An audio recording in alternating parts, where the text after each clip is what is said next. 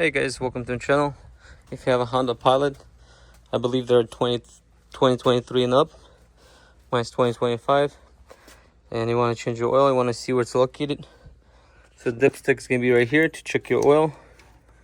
To put the oil, it's going to be right here. And this one says 020. The cap is going to be right here. Unscrew it for better flow. And then if you want to get to your bolt, it's going to be right under. And it's going to be 17 millimeter. If you look under the car, this is the driver's side, passenger side. If you go right by this exhaust, it's right in here. So if you turn it around, that's the bolt right here. Drain it, put the bolt back in, and then oil filter is located, you can probably get it underneath, but it's located right here by the passenger side. All I did is took the clip out with this tool. You can use a screwdriver, flathead or something. Carefully take this off.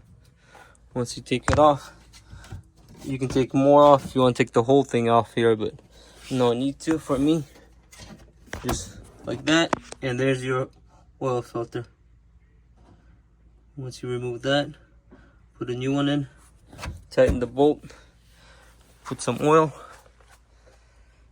check it, and you're ready to go. Thank you for watching, and I'll see you in the next one. Peace out.